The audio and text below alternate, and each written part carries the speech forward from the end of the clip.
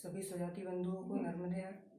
मैं शुभम चंद्र, संभागीय संवाददाता, नर्मदापुरम संभाग, होशंगाबाद। मैं आज आपके सामने एक नया वीडियो लेकर आया हूँ। नर्मदा प्रखर की नई पहल जो महासभा को लेकर है। क्या आप जानना चाहते हैं कि महासभा में राष्ट्रीय अध्यक्ष का क्या रोल होना चाहिए, स्थानीय अध्यक्ष का, स्थायी अध्यक्ष का क्या रोल होना चाहिए, युवा संगठन, महिला मंडल संगठन का महासभा में क्या रोल होना चाहिए? आज हम इन्हीं चर्चाओं पर बात करेंगे। मेरे साथ में इटारसी होशंगाबाद समाज के वरिष्ठ सदस्य श्री भास्कर चंद्र जी आज मेरे साथ वीडियो पर उपस्थित हैं। आज हम यही बिंदुओं पर चर्चा करेंगे और उनसे जानना चाहेंगे कि वो महासभा के लिए अपने विचार व्यक्त करें। मैं उनको आमंत्रित करना चाहूँगा कि वो नर्मदा प्रखर पर यूट्यूब चैनल पर वो आए और वो महासभा को कुछ टिप्स दें, अपने उद्बोधन दें, कुछ अपनी जानकारियां दें, जिससे महासभा कुछ आगे काम कर सके। मैं आमंत्रित करना चाहूँगा श्री भास्कर चंद्र जी को।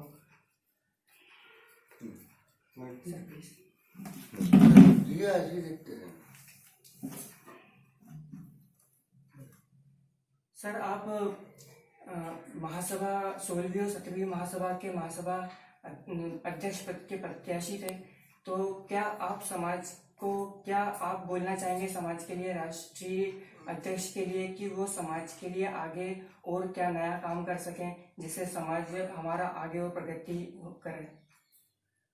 नारवती ब्राह्मण समाज एक बहुमुखी प्रतिभा का समाज है और शिक्षित लोगों का यहाँ पर जमावड़ा है। सवाल समाज को एक करना या मन के जो मुटाव हैं उनको एक लाइन में लाकर खड़े करना बड़ा कठिन कार्य होता है।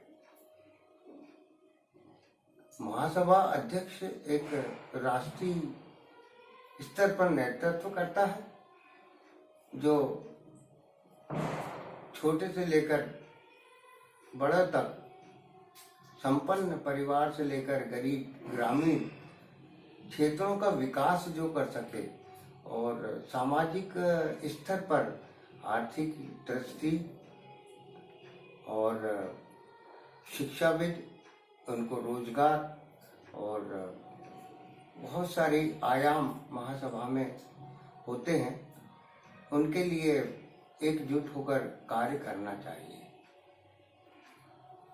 विभिन्न प्रांतों में हमारे ही परिवार के, एक ही परिवार के जैसे 8-10 भाई बहन थे, ये सब शादी होकर इधर उधर चले गए और परिवार एक ही है, लेकिन कोई महाकौशल में, कोई बुहाना क्षेत्र में, कोई निमाड़ में है, कोई मालवा में है, कोई विंध्य में है।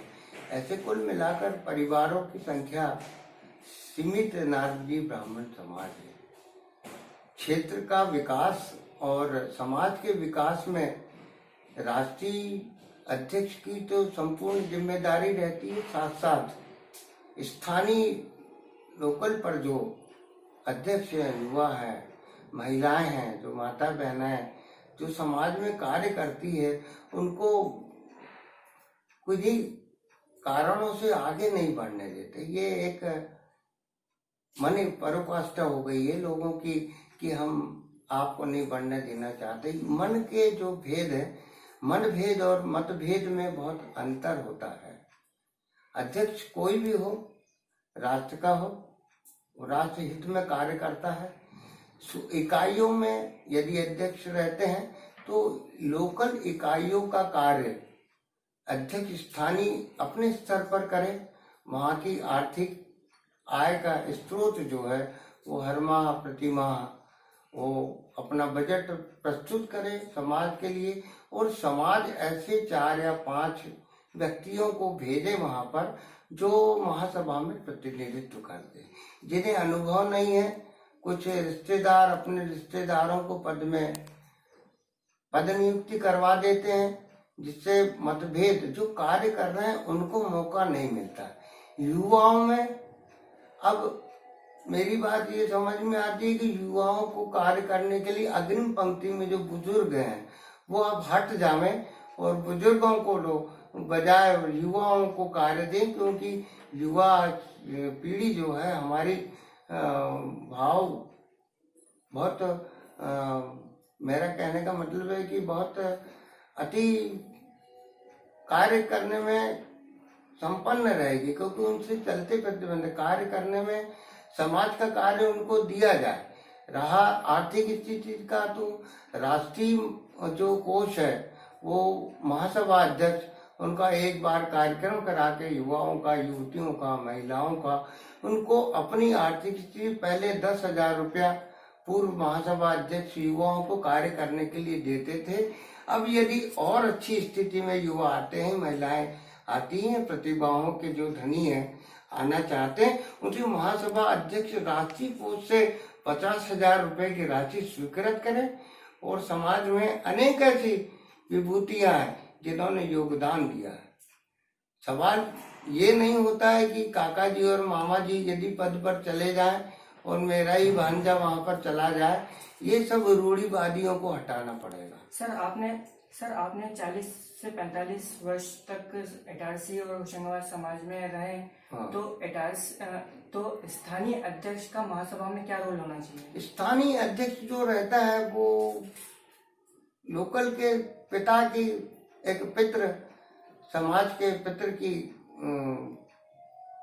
पद से सुशोभित होता है और उनका दायित्व रहता है कि सुख दुख में, और यहाँ उनका दायित्व ये भी होता है कि हमारे जो इकाई है वो उसमें कितने उत्कृष्ट कार्य किए, हमने क्या क्या करना है, हमें बच्चों को क्या देना है।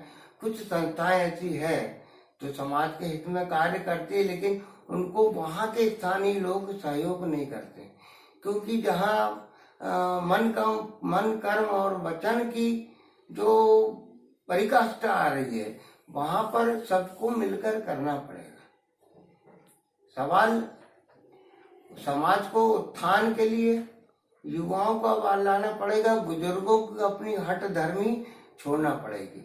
सिर्फ दूर से रहकर उनको ये सजेशन दे या सुझाव दे कि यार भैया दीदी ऐसा करना है, तो बच्चे उत्सुकता पूर्वक करते हैं। माला पहनने और वहां बन गए या ये पद बन गए, पद की गरिमाओं को ये लोग ठेस पहुंचाते हैं। युवाओं को एक भावी पीढ़ी, आज समाज में रोजगार खत्म हो गया है। पहले ब्राह्मणों के पास भूमि थी, अपने बच्चे को पढ़ाने के लिए घर की सब संपत्ति जायदाद बेच के आज बच्चों को सब घर पर, जो पहले था संपन्न नारदी ब्राह्मण कहलाते थे, वो आज नहीं है। पढ़ लिख कर चले गए, बस होड़ लगी है कि मेरा बेटा जर्मनी, मेरा बेटा अमेरिका में, लेकिन वो जो होड़ है वो यहाँ के 7,000 रुपए के बराबर है, अमेरिका के 70,000 और यहाँ के 7,000 रुपए, क्योंकि यहाँ माता पिता का सुख मिलता है, समाज मिलता है, बहुत सारी चीजें मिलती है, समाज की संस्कृतियों से बच्चे जुड़ते हैं। सर महासभा में युवा और महिलाओं का क्या रोल होना चाहिए? महासभा में उतना ही अधिकार है जितना बुजुर्गों का था। बुजुर्ग लोग चले गए थे, अब हमसे नहीं होता है कोई भी बुजुर्ग हो, लेकिन बुजुर्गों का भी अपना दायित्व नई युवा पीढ़ी और नई महिला महासभा को उतना ही योगदान देकर उनको आर्थिक स्रोत बढ़ाकर कैसे पैमाना है, कैसे आदमी का चुनाव करना है, कैसी संस्कार उनको देना है, कि उनको आर्थिक स्थिति भी उनसे मदद करके उनको आगे बढ़कर युवा पीढ़ियों को योगदान दे, समाज के उत्कृष्ट सेवाओं में उनका योगदान ले। और आर्थिक स्थिति के लिए यदि पैसा नहीं है तो स्थानीय अध्यक्ष जो अपने हर माह का जो चंदा 10 रुपया, 10 रुपया, 20 रुपया, 50 रुपया जो आता है, उसमें युवाओं को नए सदस्यता ग्रहण करके आर्थिक स्थिति मजबूत करें और साल में एक बार नारदी ब्राह्मण समाज का अपना समारोह करके उसमें सारे स्थिति अवगत करें, क्योंकि समाज एक है, बहुत वो है हो गया है, बहुत भिन्न भिन्न स्थितियों में चला गया है। गुटबाजी को सब छोड़ दें, मैं वहां का हूँ, मैं वहां का हूँ, मैं ये हूँ वो है, ये सब स्थितियां छोड़ दें। समाज को यदि एकत्रित करना है, दूसरी चीज रोजगार की समस्याएं आ गई हैं। तो अब एक और युवाओं के लिए बता दूं कि जितने वरिष्ठ लोग हैं सब मिलाकर समाज के पास संपन्न चंदे से इकट्ठे कर कर कोई एक ऐसा कारखाना या कोई ऐसा उद्योग डाल दे जिसमें नारदी ब्राह्मण समाज के शिक्षित बच्चों को नौकरियां मिले।